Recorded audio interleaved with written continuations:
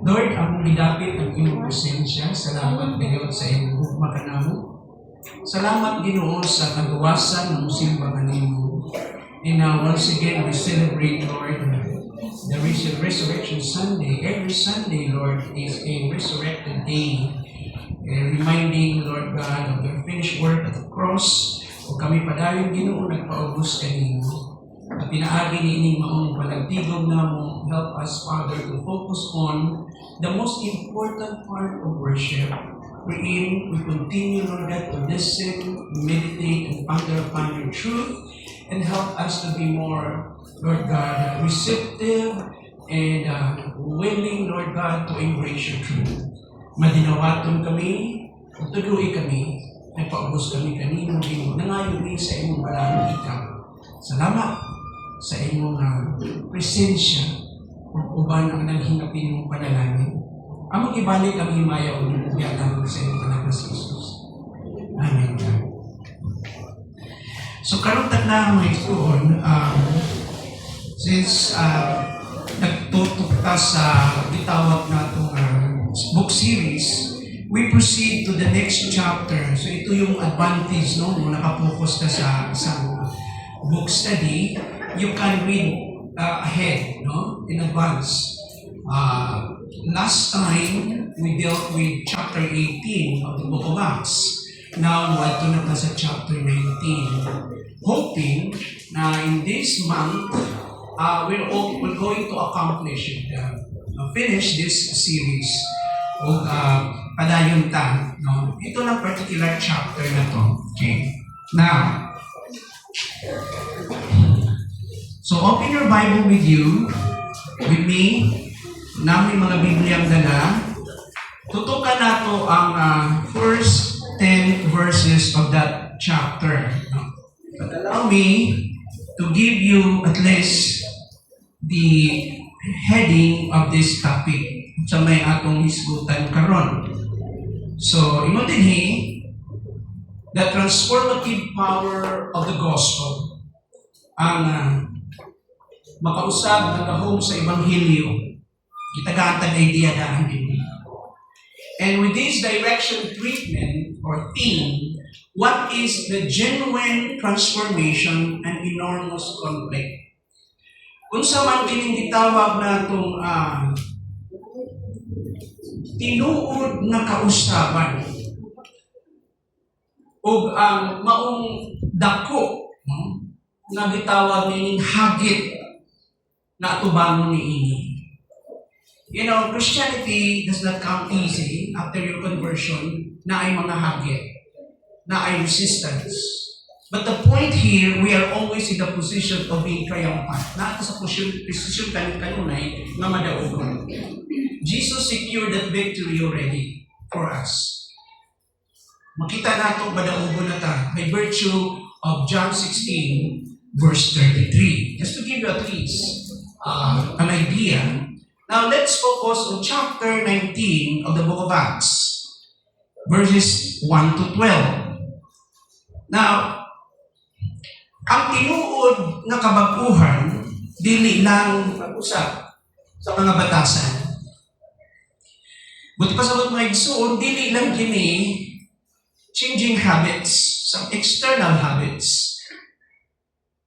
Kung dili, usa kini kalinog sa kalag. There's a shaking, an earthquake of the soul na ay tinuod kayo na pagkabago.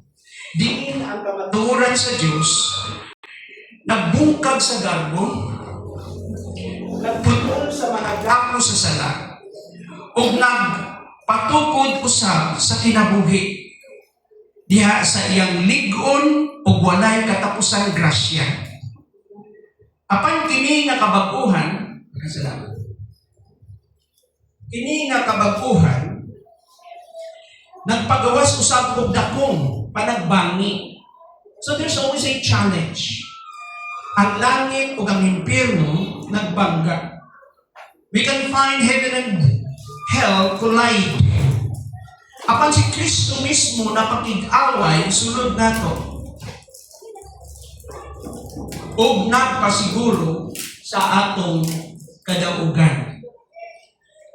So, ang kausaban, dili kapugnay mga igsoon. When we talk about gospel transforming power or changing power, this is not just about words on a page. Hindi lang ini mga pulong sa papel. It is God living power, pulsing or beating with life, strong enough to turn the world upside down. Ang gahom sa Ebanghelyo, dili lang mga pulong o dili buhi na kusog sa Diyos na makabaliskad sa kalibutan. Kini nagbungkag sa mga gapos sa katawhan sunod sa daghang henerasyon na naggapos sila sa kangit-ngit sa nagkainang klaseng dautan na kinabuhi. Ang Ebanghelyo naghatag og bagong ginhawa sa gikapoy nga kasing-kasing.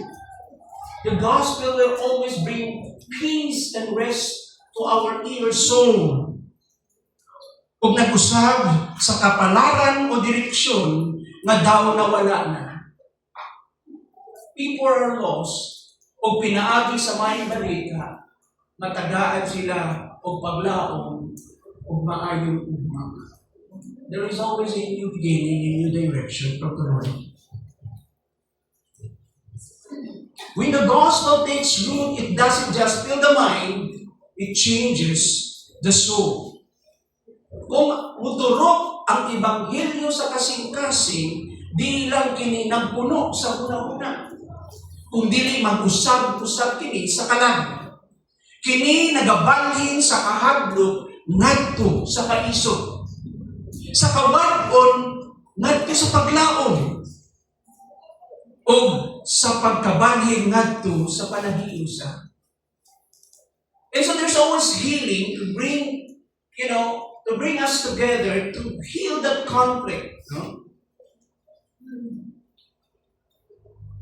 Misunderstanding, conflict in the relationship is mended and healed.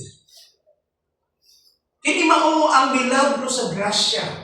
Pinasikat sa may balita. Si Kristo dili lang nag-usab sa atong binuhatan, kung dili nag-usab sa atong pagkatao. So, the gospel change happened. A change from within. This is not merely a reformation, an external change outward, but rather an internal transformation, a change of nature, kausaban nga sa atong pagkatao.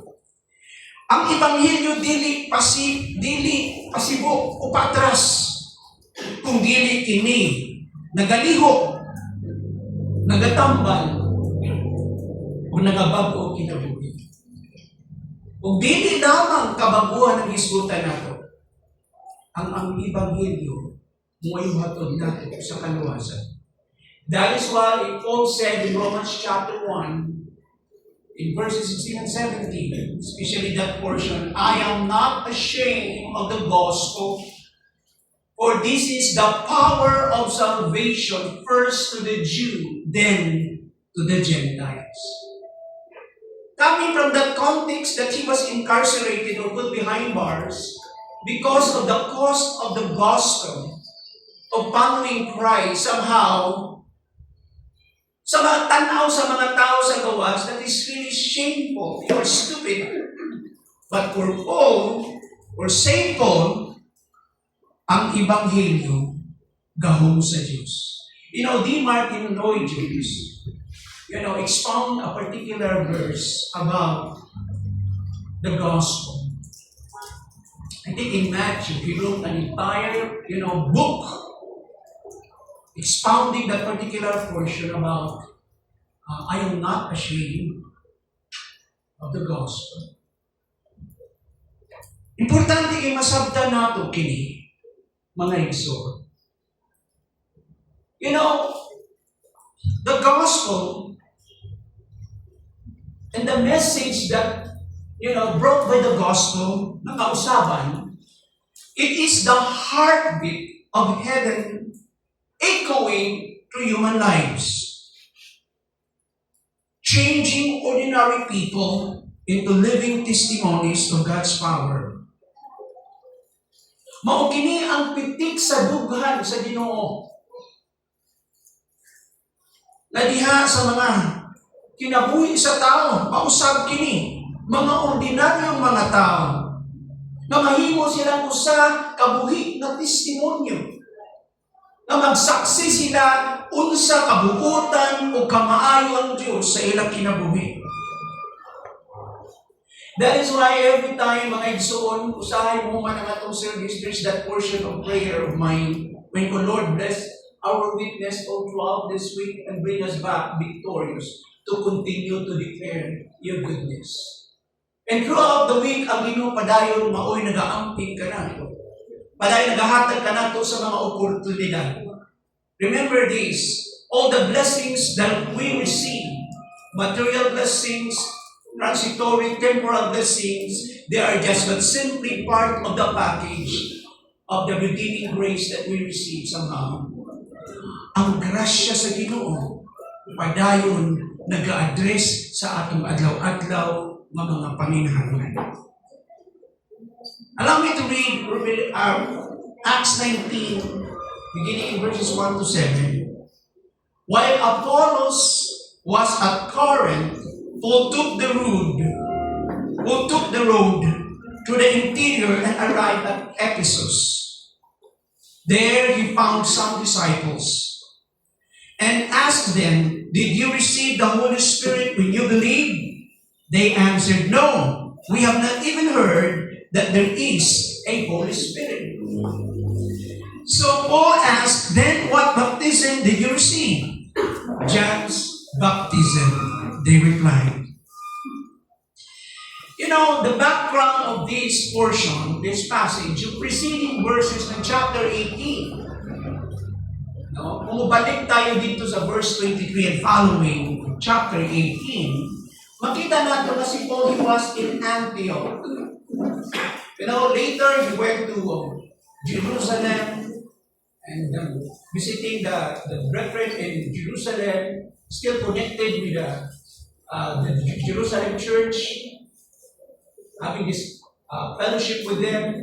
Then he went back and doing follow-up ministry in the various churches in Asia Minor. Now, pagdating natin sa chapter 19, nakafocus kay Apollos that this guy went to Corinth. However, Paul took a different route or direction. From the interior, he went to, Ephesus. He arrived at Ephesus. So from Antioch of Syria, he went in the interior part of that map, going to Ephesus, tayo sa Ephesus. And he met some disciples. But these disciples, there's something missing in them. Mga Kristohano na sila, pero na ay kulang. There's a certain lacuna or missing portion in their knowledge about Christ. May kakulangan. In verse 4, Paul said, John's baptism was a baptism of repentance. By implication, what he was saying, your gospel is little, your gospel is not complete. Ang inyong pagsabot sa mga balita, dinihigpit. Ang kaluwas, ang mensahe ni John the Baptizer is simply the baptism of repentance. Challenging people to repent. Nakaginurso sila. Then Paul told the people to believe in the one coming after him. After that is Jesus. On hearing this, they were baptized in the name of the Lord Jesus. They submitted themselves, these 12 disciples,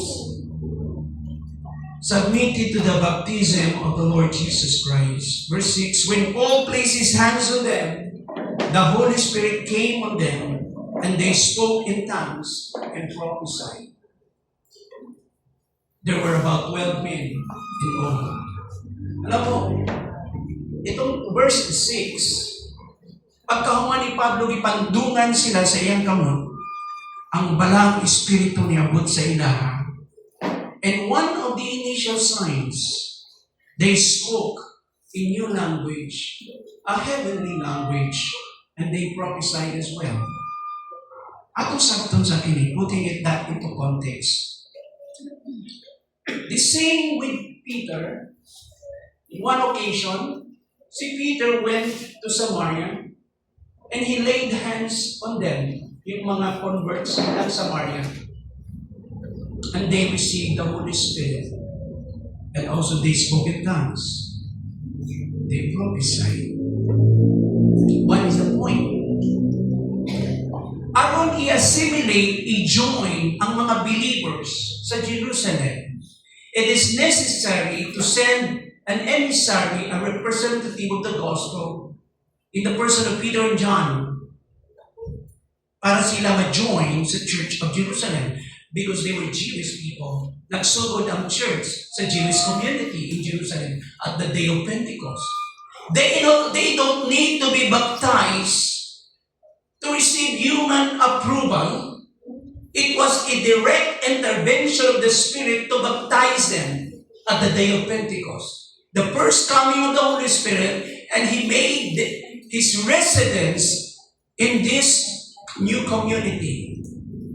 The Spirit dwelt on them. And therefore, for this Samaritan community to be approved by the leadership of Jerusalem, they need somebody to be sent out to continue to see the work if this is really of God, kung kini ba sa Ginoo. And one of the confirmations, when Peter and John realized that this is really the work of the trabaho kini sa Ginoo, then Peter began to lay hands on them. And the Holy Spirit confirmed that with the baptism. And therefore they were joined into the assembly of the Jewish community in Jerusalem. However, in chapter 10, in Cornelius' case is different. Remember, the Holy Spirit again intervened. O gisugo si Pedro mamuadto dito, he saw a vision. He was to trance. He saw the vision to confirm that with no hesitation, he has to embrace the Gentile community. So, ipadala siya sa Ginoo dito sa house ni Cornelius. You know, in Roman official, I think in Akaya, by memory serves me right, o Caesarea, o Caesarea. Pagkauman niya na mga igsoon, while he was talking, sharing the gospel, to make that long story short, samtang siya nagpaambit sa mga balita, sabi ni the Holy Spirit baptized them. There is no laying of hands. What's the point? Wala na, dili na si Pedro na i-lay hands. Why? Because to lay hands on these Gentile people requires approval from the mother church in Jerusalem.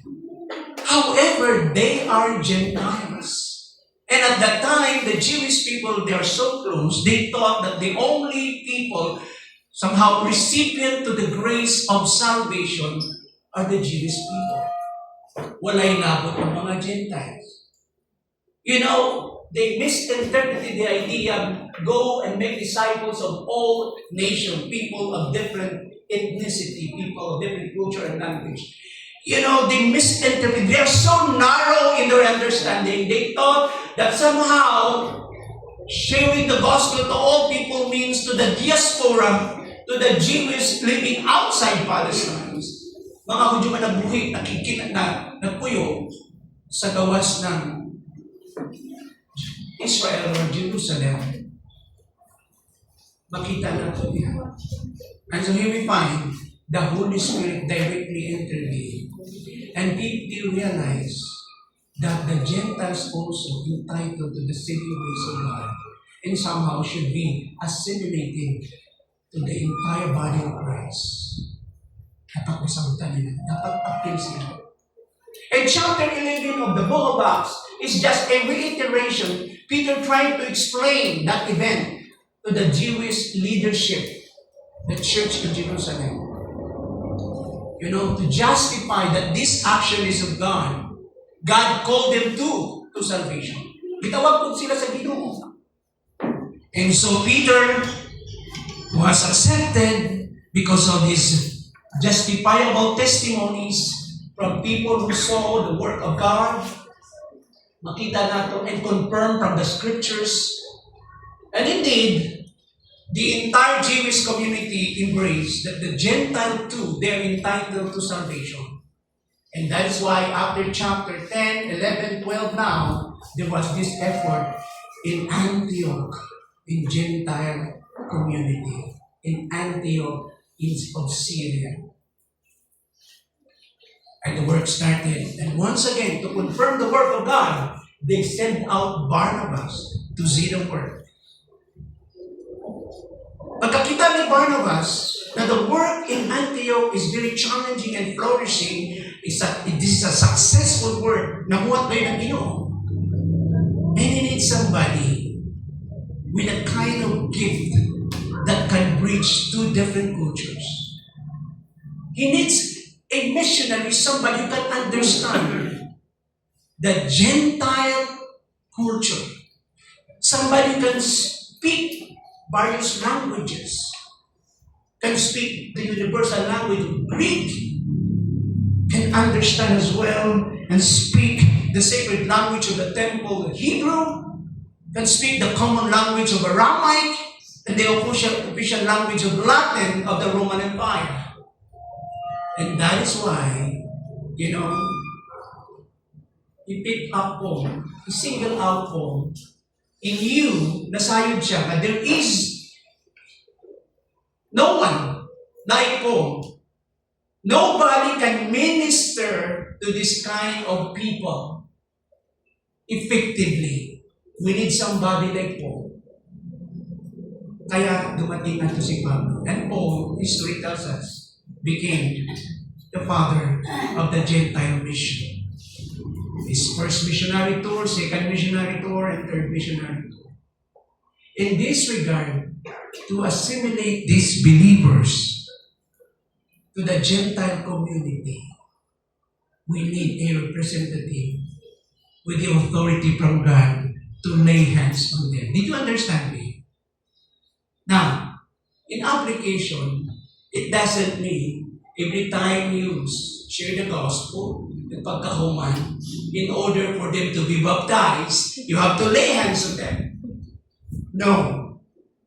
That is a single event in history. And that's automatic. Because we are all Gentiles. Amen?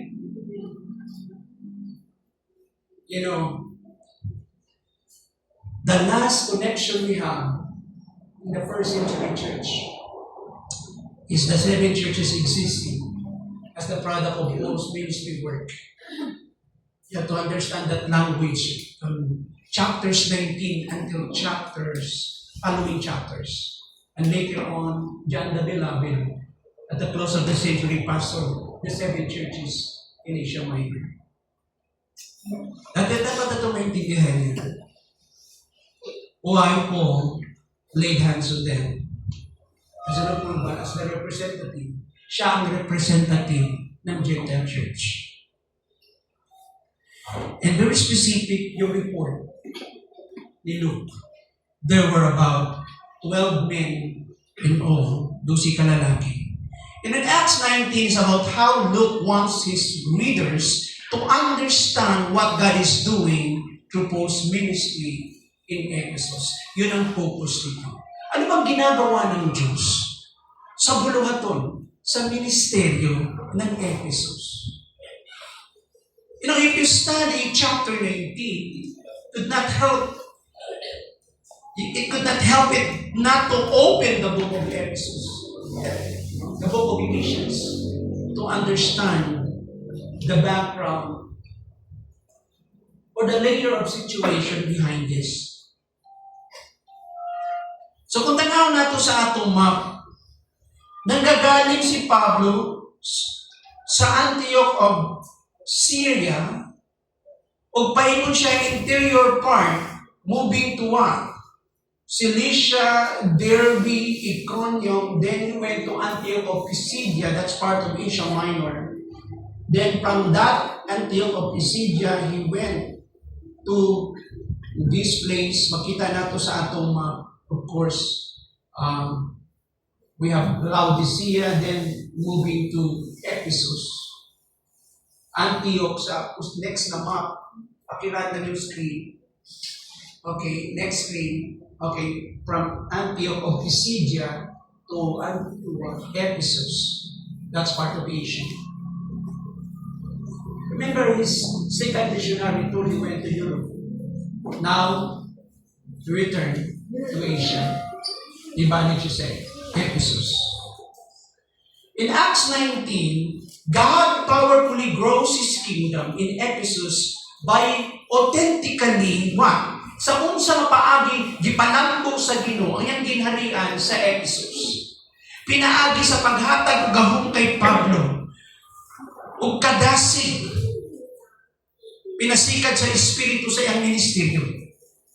This is authenticated by God by empowering Paul's bold, spirit-led ministry na ay kaisog si Pablo nga ipaambit ang maayong balita sa ilahan.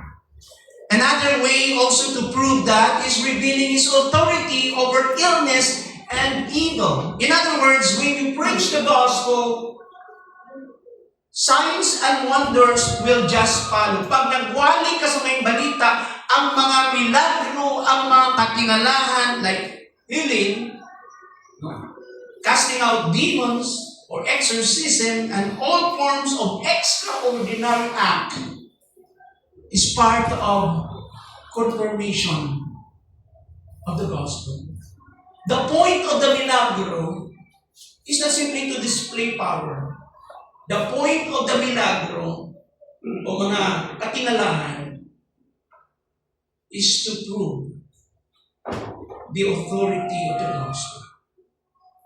Not simply to display power. Another way to authenticate that, ang ipalig-on kini, magipaluyuhan kayo sa Ginoo ang buluhaton. That there is this prompting, a genuine prompting. No? You to lead people to repentance. Prompting genuine repentance. You know, kung ang tao nahikap gayon, sa tinuod na hikap, hikap sa Espiritu sa Ginoo, na ay paghinulsol. Then, igniting cultural pushback that highlights the gospel transformative force. So there is a cultural reaction here. The community reaction, the map of people. Okay. Na in-emphasize dito, emphasizing the gospel, transformative or changing impact. Alam mo mga igsoon, pag tinungod ka na lihok sa Ginoo, naipikto sa community.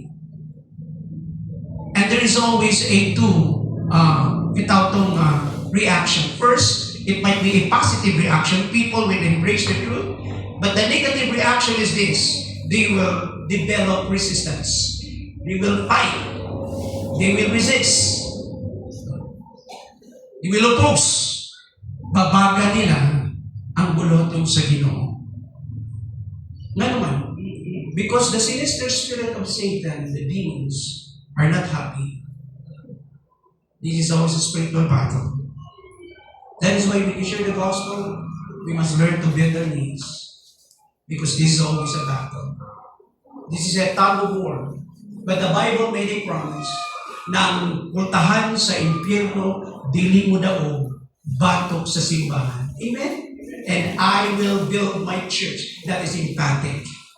It means Christ is determined to build His church.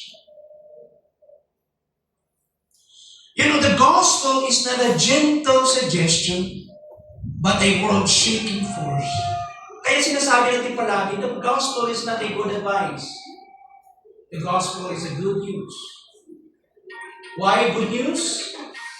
Because it gives you the ability or power to overcome sin. It will change you.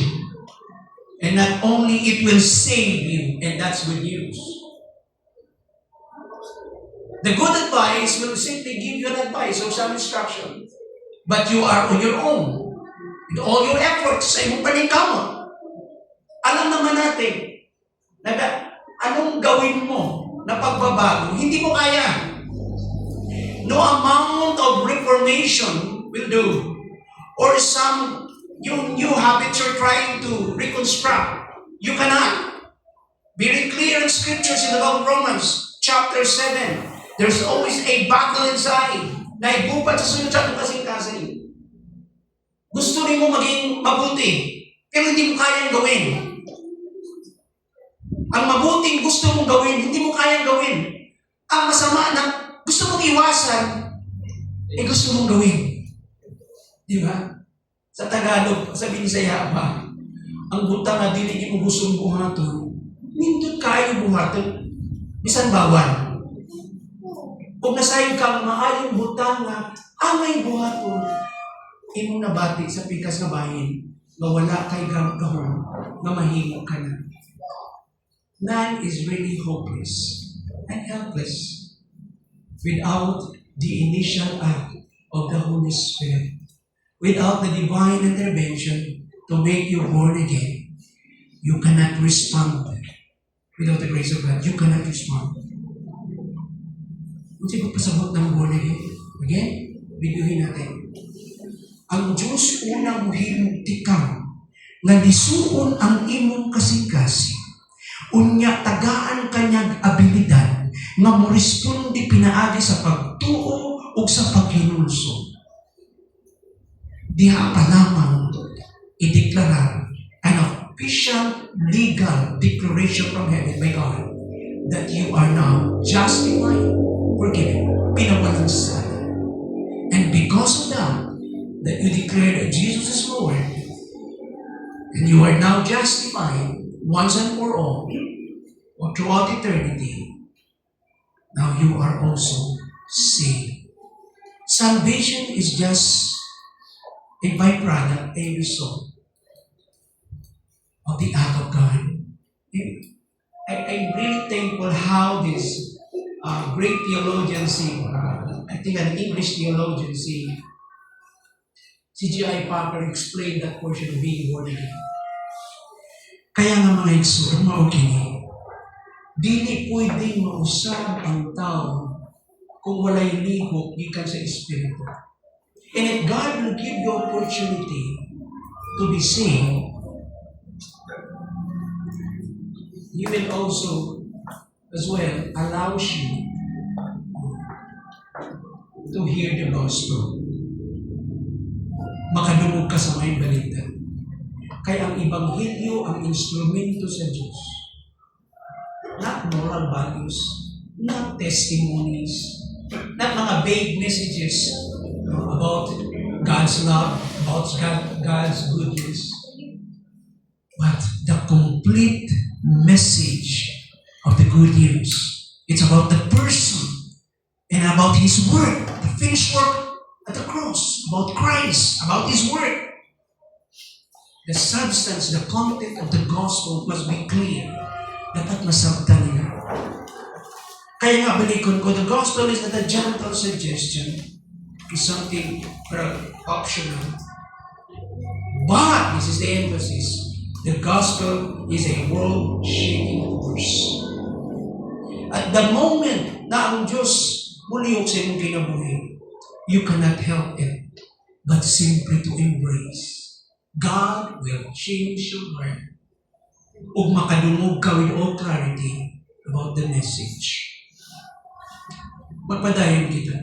The gospel work is both deeply personal and brutally enormous.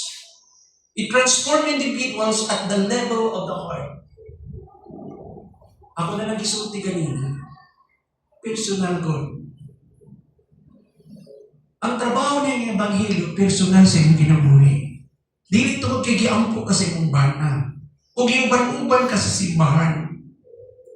Dili ito mood kay kung saman. Naka sa grupo. You are born and raised in a faith community like Sola Fide Community Church. That is not the guarantee. You must have the personal touch of God. Individual ang leading sa Ginoo.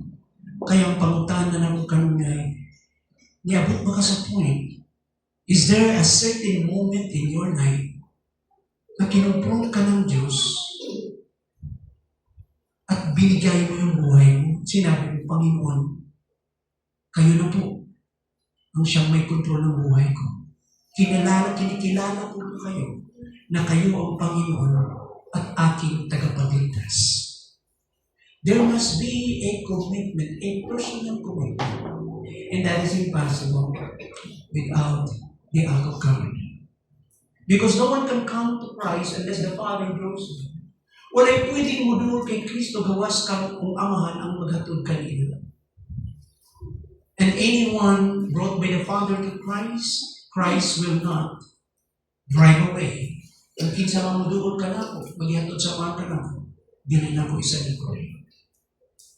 The gospel work is both deeply personal and brutally enormous. There is a community impact. There is a magnetic force that draws people to Christ. Kung ikaw na usab ang iyong kinabuhi, dili ka na kalikayan na makita sa katilang ba. You know, the gospel reveals the spiritual battle beneath everyday life, exposing great powers that masquerade or cover up or hiding as religious or magical authority. Ang Ebanghelyo, ipadayag niya, expose niya, na doon ay spiritualong pakibisog, pakigubat. Ilaw ni ining adlaw-adlaw natong kinabuhi. I-expose niya ang lini na gahom, ang dili tinuod na gahom, nga nagmaskara lamang, nga nagtago, pinaagi sa gitawag natong mga reliyosong mga practices or mga magical authority. Ang yawa pwede niyang i-counterfeit o kopyahon ang ubang mga milagro. Ang dili niya kayang kopyahon ang maliso o kasing-kasing o muduol sa Diyos o maluwas. Hindi niya kayang kopyahon. You know, the gospel distort or disrupt cultural, economic, and religious system that depends on idols and fear of the unseen. Yung Ephesus is very paganistic society. There were many temples of pagan gods na yung mga idols nila.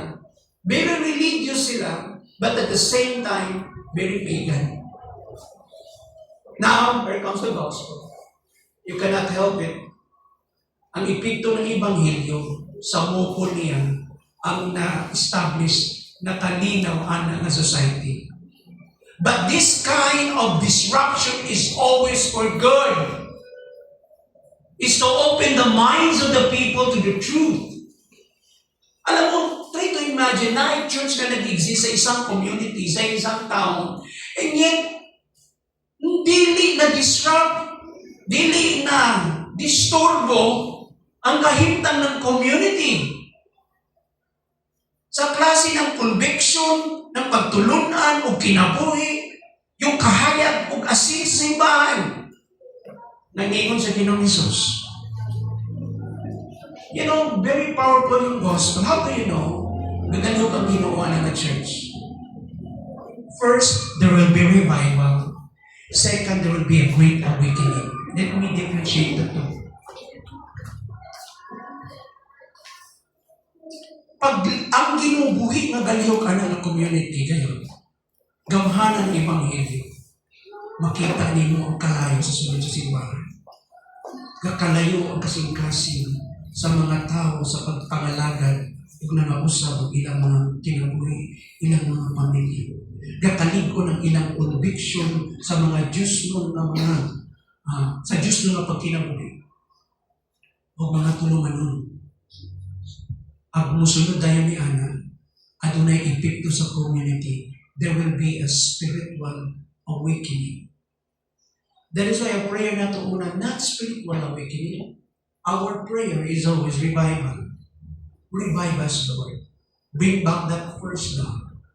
Return us to that honeymoon, that fire, that kind of commitment and seriousness of obedience.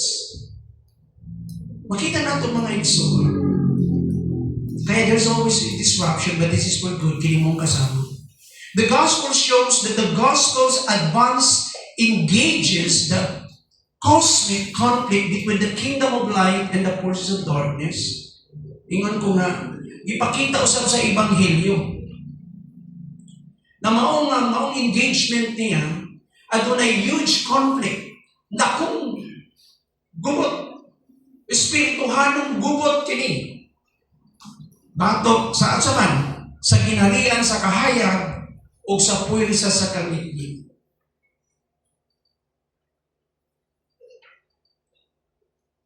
Kasi unang point nato din, for a transformative power of the gospel, the genuine transformation.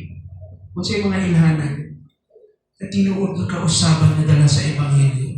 Unang-una number 1. Clarifying true faith in the Spirit. Alam mo si Paul, yung concern ni Paul is not simply to preach. The only reason yung mga great reformers and some of mga great evangelical preachers like D. Martin Lloyd Jones, like Francis Schaeffer, E.W. Tozer, kini mga great men of God, sinasabi na like D. Martin Lloyd Jones, that there is power in preaching. Why? Not the preaching per se. I did my thesis on that study. Dili lang ang waling gabanan. You declare. Pero pangutana kung saan i-deklarar nimo. Kung saan imong i-proclaim. It must be the content that is more powerful than the declaration. First the content, and you declare the content, the truth. So preaching the gospel becomes transformative o a life-changing experience na ikausaban, not simply because of the preaching, but simply because of the gospel. There must be clarity in the preaching of the gospel. The clarity of the true faith. And notice the emphasis here, to put it into context, clarifying true faith in the Spirit. Bakit? Kasi mga disciples na ito. Pero hindi nila alam na mayroong Holy Spirit. Try to imagine that. The ministry of the church, the acts of the apostles, is the act of the Holy Spirit. The New Testament church, the dispensation of the church age, is the work and the ministry of the Spirit. And you don't know the Spirit? And try to expound this portion mo so maintindihan natin saan hinugot ni Pablo yung kanyang tawag na itong motivation niya. Why we need clarity? Ano kinanglan na itong linaw? Kasi sa ating time kami ng gospel was yung God. It becomes cheap. Dahil maraming version and connotation suggested meaning of the gospel. Ano bang may balita? You can explain that in a nutshell in 1 Corinthians chapter 15, 1 to 3. Ano sa Ebanghelyo? Si Kristo?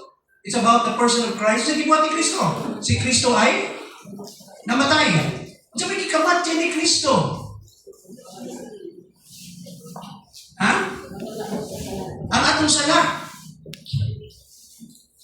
He died. Kung sa epekto na namatay siya. Notice? So ito yung summary. Namatay siya, ginubog.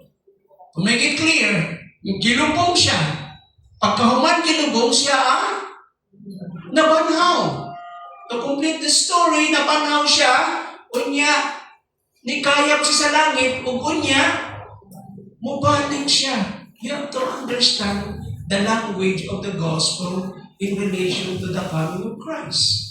Because your gospel is little or small, kung kutob lang ka dito sa cross. You have to understand the language of Thessalonians. The future aspect of the gospel that Christ is coming again to complete the story. Amen? Now, what is now the gospel in terms of what? Yung kitawag na itong in its practicality. Ito na lihok sa Ebanghelyo. It's always holistic. Mausap siya kinabuhi.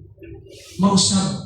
Yun ang epekto niya in your domestic life, family life, in your work life, in your relationship, in your dealing with various superiors, sa imuhang mga supervisors.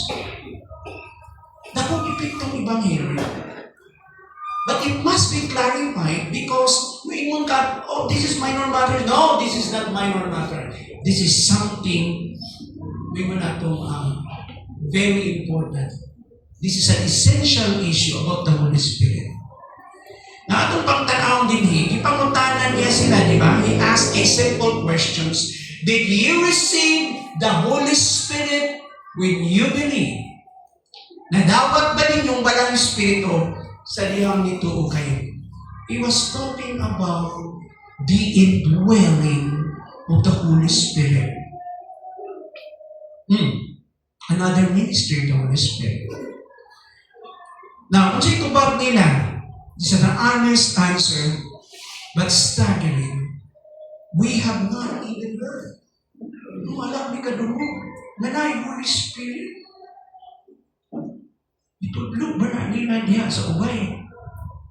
No. Importante good ni. No.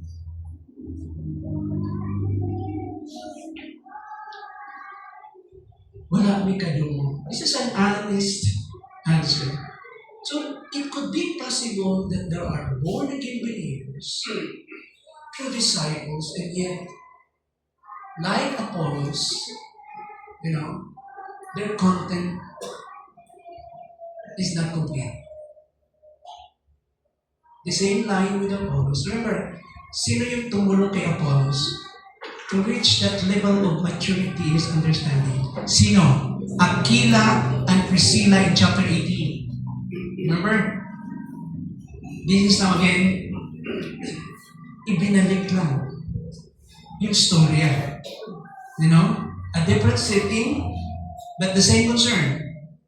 All and that 12 men with the same experience of Apollos, they do not understand the message of the gospel. And there's something kulang. Hindi namin narinig na mayroong Espiritu. These honest folks baptized under John the Baptist message, but who had never even heard of the Holy Spirit as Jesus promised it. Ano bang promise ni Jesus? Let's go now to some references that we can find in the Gospel of John. Tanaw ang mga promises ni Jesus. John 14:16-17. Jesus promises the Father will give another helper, or Holy Spirit, who will be with you forever and in you. Asa na makita? John 14:16-17. Gisaad ni Kristo nga ingon diha nga ang Amahan magpadala. Nagkapariho niya, mahimong katabang, the Paracletos, na magpuyo kaninyo hangtod sa kanturan, ang Balang Espiritu. Sa John 14:26, the same content of yung natong message, Jesus says, the Holy Spirit whom the Father will send.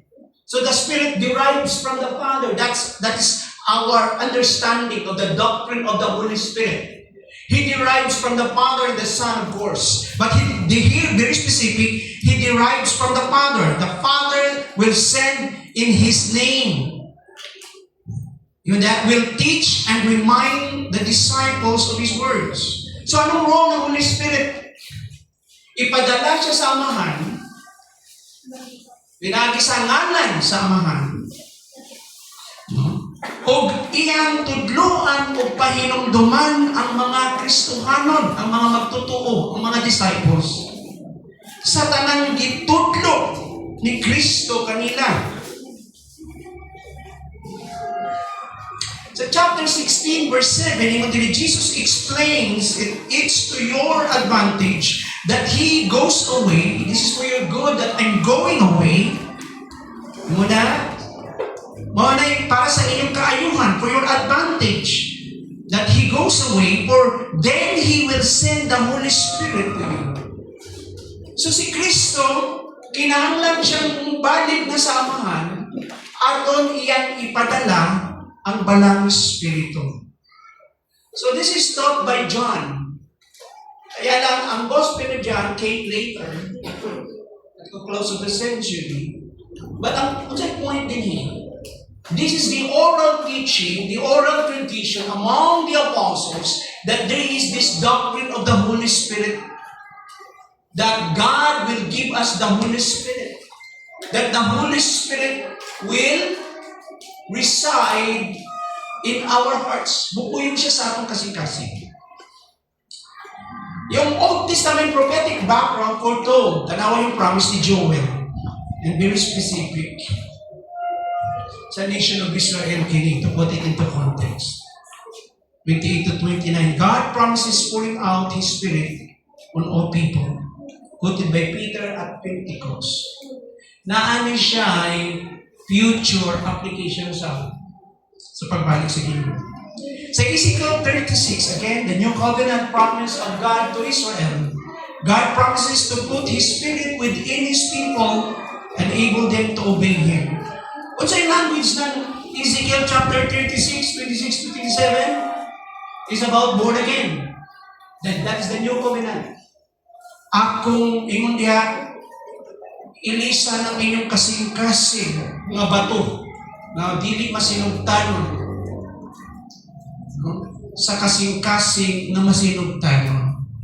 O akong ibutang ang akong espiritu kaninyo aron kamo makasunod sa akong kabubuton. That's the idea of Ezekiel 36, 26 to 27. This is about the new covenant. Now one day, the entire nation of Israel will embrace Christ, will return to Christ, will be saved. Asa na makita natin? Sa Romans chapter 9 to 11. Until the full number of the Gentiles will come in, will be saved. Hangtod dili makumpleto ang mga hintil nga sa listahan sa Ginoo nga iyang luwason, dili pa mubalik ang mga Israelitas Ginoo.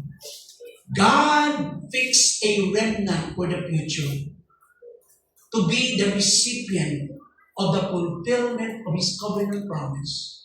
And one of those covenants is the new covenant of salvation.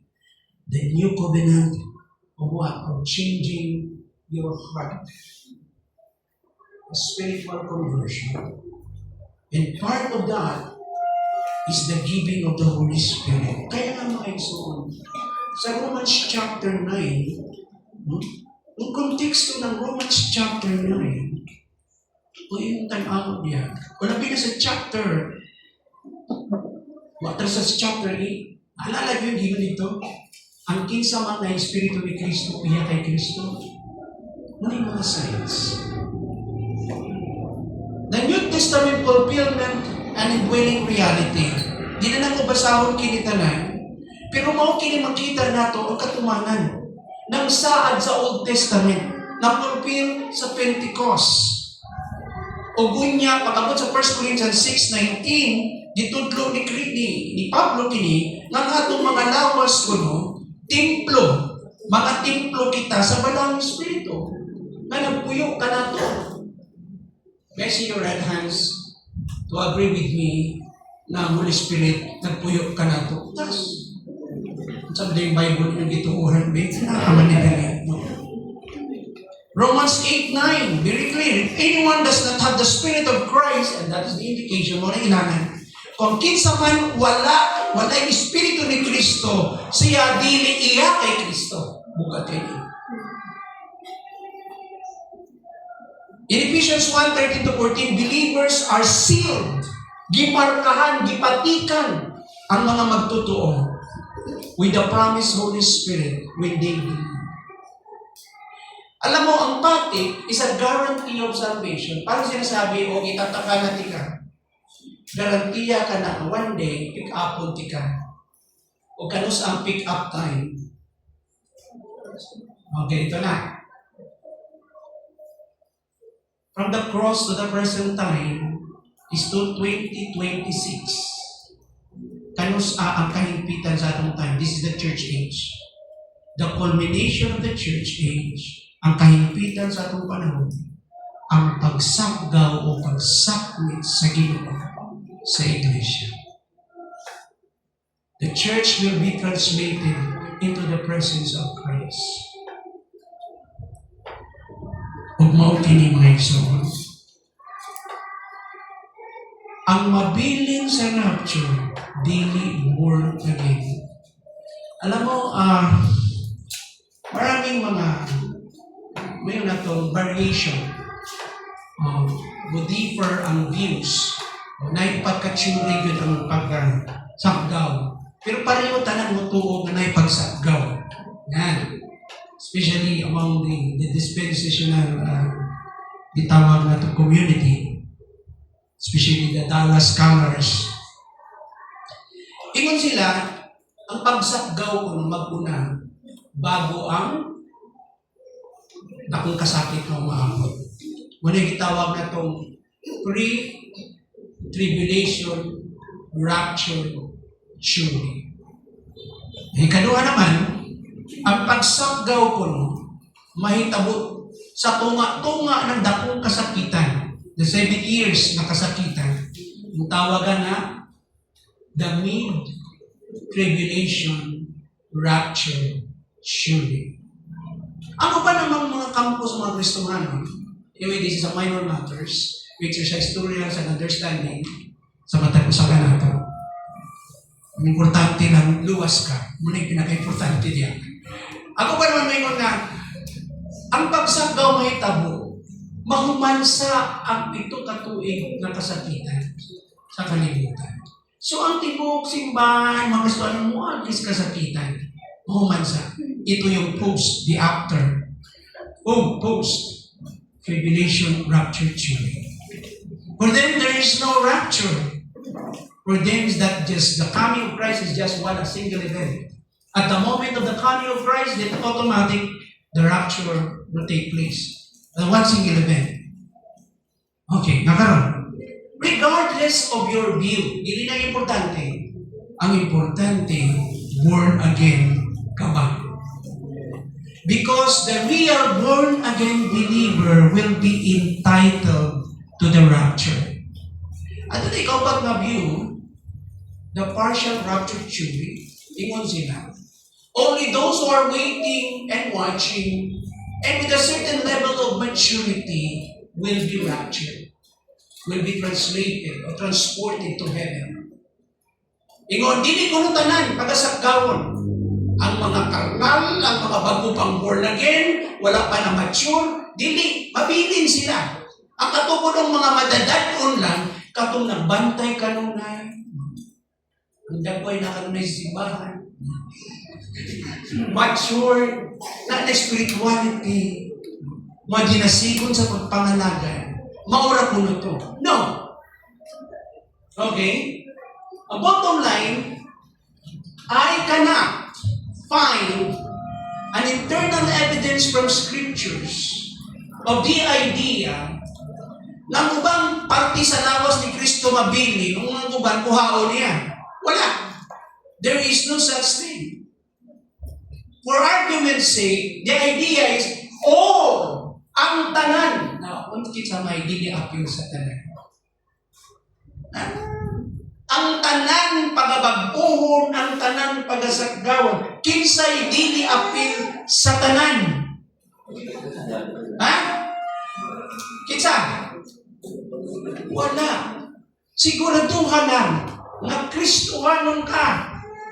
Kaya kung dili ka Kristohanon, mabiling yun ka. Because the rapture tells us is for all. That's the idea. The believers are sealed for salvation. That's yung mga implication ng epekto. And not only that, the idea na gipatikan ka sa balang Espiritu. Kung dili pag sinabing you are sealed with the Spirit, it means you are God's property and the devil has no business with you unless with God's permission. Gipanag-iya ka na sa Ginoo. Wala na'y gahom ang yawa sa imong kinabuhi. So kung nang medyo nagkagugot-gugot, ayaw pa sa Bibli ang yawa. Kipasin mo imo ng yawa na mas ang yawa pa kaysa akin. Ayaw good. Ano man? Naalala niyo akong joke one time, naghilak ang yawa sa corner.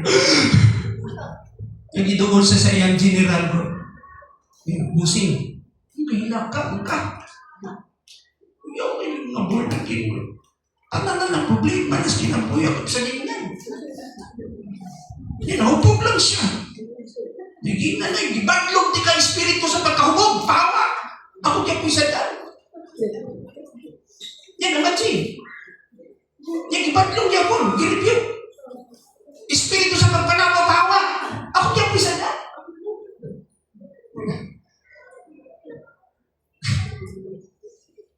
Isang dukdukon pa na di mo ba yung i-review mo sa kagatos. Our number one enemy is the sin nature. That is why at the moment you patikan ka sa palang Espiritu, that is inside you are born again. God owns you. You are God's property. And you are being guaranteed by God to be saved. The complete, absolute, final salvation, spirit, soul, and body. Your idea. Alam mo, 2 Corinthians 12, I think I'm running out of time. Gusto lang na po i-highlight ini sa inyo. Hindi ba mga idea? Tanawang gingon diha. 1 Corinthians 1, 21 to 22. Ang Diyos nag-ingon niya, iyang gibutang ang Espiritu sa mga magtotoo, isip garantiya. A down payment. Galatians 4 verse 6, gipadala sa Ginoo yung Espiritu, no? Diya, ang Espiritu sa iyang anak, dito sa kasing-kasing sa mga magtotoo. Sa Ephesians 2 verse 22, believers are built together as dwelling in with which God lives by His Spirit. Uloy alam kita sa Ginoo, the believers. Kinintanan ang scripture very clear based on internal evidence, explicitly clear. Makita na to, explicitly stated pala. Na klaro kaayo na ng Holy Spirit. That is why, pag sabi ni Paul, anong klaseng baptism ang inyong nadawat? Nakabaton ba mo sa walang Espiritu sa dihang kamo? Na Kristohano? Nakadungog sa mga balita? Kasi this is the concern of Paul. Ano ang implication pag wala kayong Spirit? Hindi mo sabi mo ginabuhi. Sa 15-20 nakakatuwi. As I close na yung sa testimony, sa mga kahigana sa inyo, Pastor. Sige ko katin, eschatology namin evening service na mo kada Sunday, eschatology. Sa dugay niyang atin, nabati niya yung kausaban sa sunod. And we sat down, and isang tibong talk naman, nag-testimony siya sa iyong personal na life. Yan yung siya, gusto. Yung feeling ko, bago lang ito mabulitin. Try to imagine, 20 to 30 years, nung kayo nakaskilan mo, nagsugod pa kabatan ko, ang feeling niya, siguro mga pinapalang katuig ang nangagi ng born again ko. Ang feeling ko parang bago sa akin na marami akong taon na sinunod. Alam mo itong problema natin. Mas marami ang professing believers kaysa genuine believers. That's why I have to make sure that there must be a clarity of the gospel. Kasi kung dili malinaw sa atong ebanghelyo, okay, at hindi natin naiintindihan ang message ng kaluwasan, there's something wrong. Now, hindi naman sinasabi ko na the door is closed. Is that possible kung ma-born again ka? Madiling kompleto ng iyong pagsagot? Yes. Isang diin kagikan na relihiyon, kung puniton ka ng Diyos, muli magsugod anang sunod anang nga grupo, magsugod ang pag-usap sa iyong kasing-kasing. Would you agree with me? And that is your journey, your transition na yan. Because when the Holy Spirit will come upon you, definitely He will guide you in all truth. Finally, dito na kamo landing sa true community of faith that teach the entire gospel message, the entire counsel of the scriptures. Let us pray. Kinong Diyos, salamat sa iyong grasya karong kabuntagon. Ang pag-ampog Ginoo tinguha karong kabuntagon. Na mataga-aglinaw ka ng padayon ang Ebanghelyo. Yes, we are already believers. But the preaching of the gospel is also applicable to your church. Preaching is not only for unbelievers, but for believers. Not for us to be saved again, Lord, but for us to be strengthened with our faith. So help us to continue to receive a new understanding, bago nga pagsabot sa iyong mensahe. Now as we, Lord, reflect on your presence, allow us, Lord God, to process this in a spirit of prayer. Give us more clarity. Tagay ng dugang linaw gikan sa iyong Espiritu. Thank you, Lord. Thank you, Lord. Thank you. Samtang kita nagpabiling sa Espiritu ng pagsamba, akong pauhagan atong worship leader to lead us into worship. At kung atong ipaakbit ang mga elemento ng balaang communion. Let us request now the communion servers to please facilitate and share the elements of the Lord's table. Let us proceed to worship.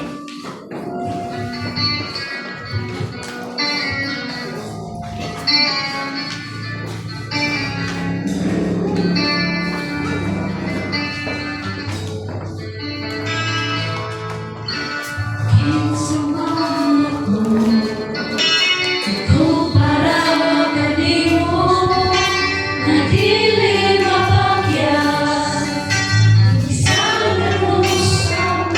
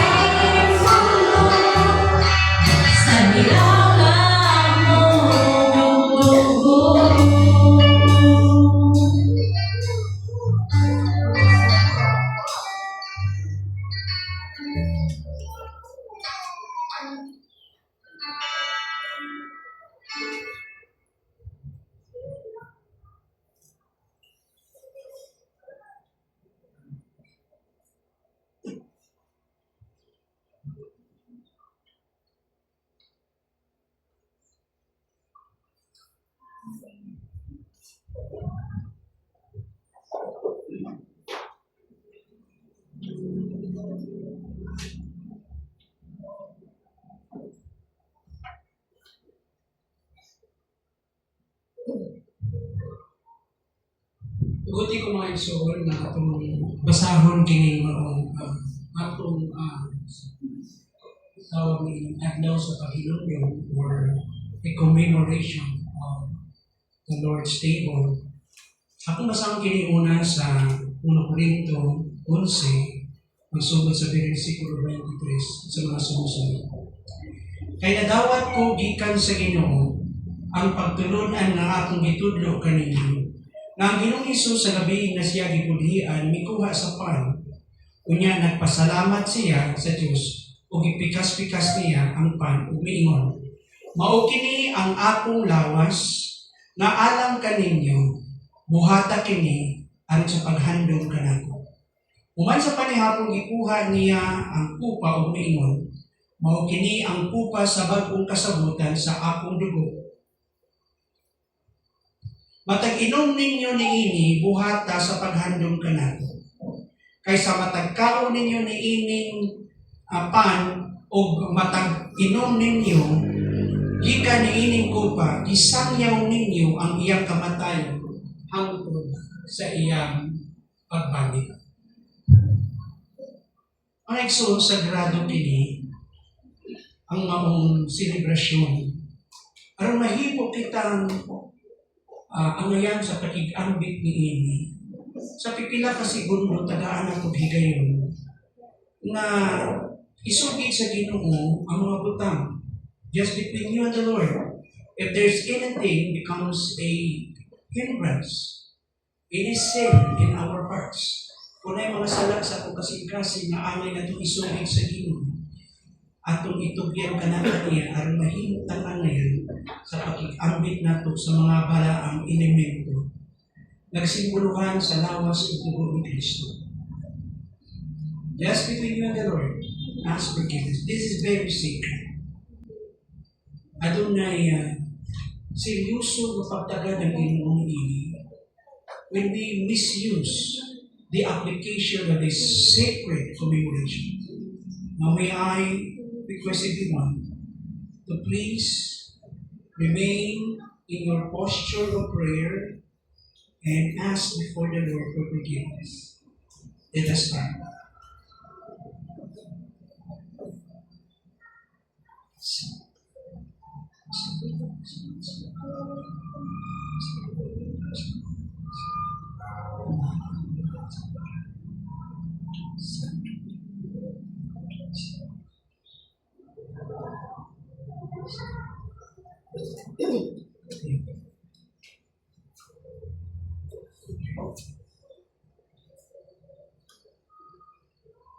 Anong tanda mo igsoon? Atong iyang po ang pan. Nagpapasalamat kami kanimo Ginoo sa gibuhat nimo dito sa Kalbaryo. Pinaagi nining pan simbolo sa imong lawas. Nadiin imong ang imong lawas nakaangkon og saman. Bunog sa among gawi Ginoo. Imo kami gitagaan ug kaayuhan sa unsa man balaklian. Ug unsa man Ginoo ang among gibati sa among lawas. Gitugyan nimo kini dito sa cross sa Kalbaryo. Dalay ganing mga Magig-ambit kita sa pan, my son. Let us partake the bread. Thank you, Lord. We bless you, we honor you, Lord. And we exalt your name. We magnify you, Lord. Salamat you. Salamat. Let us pray now for the wine. Our Heavenly Father, salamat sa pinaagi sa simbolo ng imong kupa, kini ka simbolo sa imong dugo na giula sa krus Kalbaryo. Kaya naghatag ka sa hingpit ng Kalbaryo, hingpit ng kapasiluhan, simbilidad sa tinuod namong pahingan. Diin mo Diyos, tagaan kami kinabuhin mo sa puso. Salamat kayo dito. Kinilang ko Panginoon, salamat din sa ngalan ni Jesus. Amen. Magig-ambit kita sa wine. Dalay ka na Diyos. Himayamon ka o Diyos. Salamat Ginoo kami o Diyos, kanunay nimong gipahinumduman sa hingpit nimo na pagluwas ka namo dito sa krus. Bitbito namo kini, paday namo kini isang yaw hangtod sa imong pagbalik. Salamat namo kang mga sala na pasahilonan. sa nangagi, sa karon, ug sa umaabot pa namong mga sala. In this journey of imperfection, Lord, we are journeying, Lord, to the point of perfection. That one day we reach that level, Lord God, that we are complete. Now, while waiting for your coming, Ginoo, we ask, Father, for forgiveness. We ask, Father, that you may continue to purify our hearts, our lives. Make us worthy to serve you, Lord. Salamat sa iyong tabang ka naman. Thank you for this spiritual nourishment to continue to feed us spiritually. Thank you, Lord. At this moment, Father, before we part ways, sa dili pa kami mo pauli, among gisamad kanimo ang tanan namong mga panginahanglan. Tanang klaseng panginahanglan, Ginoo. Mapasarapianon, panglawas, Ginoo, we ask for help. Kaalam, giya, Ginoo. O mga butang ang ikinahanglan, Ginoo, Lord God, para mahing epektibo kami sa pagpangalagad kanina. Anything that we ask, being presented before you, Father, we pray that you may answer our prayers right now. We ask by virtue of the claim of your Son, Jesus Christ. We ask, Lord God, for healing. We ask for demonstration of power, Lord God, to address our various needs, even right now. Salamat, Ginoo, sa pagtagbo nimo. Salamat sa kadaugan. Whatever this need being presented, Lord, salamat, Ginoo. Ikaw pa ang matagos sa kanamo. Salamat sa kalinaw, sa kadasig, sa bagong paglaom, Ginoo, ngayong gihatag kanamo. Bitbito namo kini. Magsilbing tabang kanamo ang imong mga pulong na madinasigon ng mga lagad kanimo o katubangon ng among mga hagit. Salamat usab sa saad ng kadaugan matagadlaw. Salamat sa pag-amping ug lugway ng kinabuhi.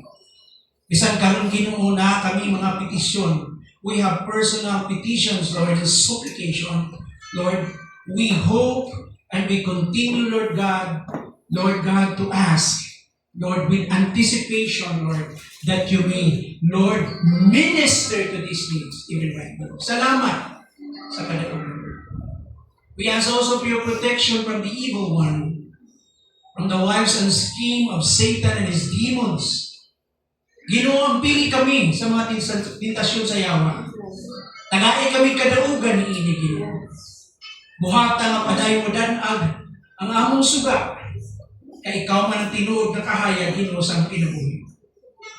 Tuguti nga mahimo kami padayong asin, na mahatag og lasa ni ining kalibutan, Ginoo. Lord, make our witness powerful, Lord God. Lord, and make us, Lord God, victorious all throughout this week as we continue, Lord God, Lord, to spread out your kingdom. And at this moment, Lord, we pray also that you may bless our tithes and offering for the furtherance of your kingdom. This is our prayer. In Jesus' name we pray. Amen and amen.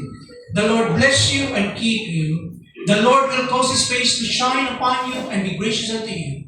The Lord will lift up the light of His countenance and He will give you peace today and forevermore. In the name of the Father, the Son, and the Holy Spirit. And everyone will say, Amen. God bless you all.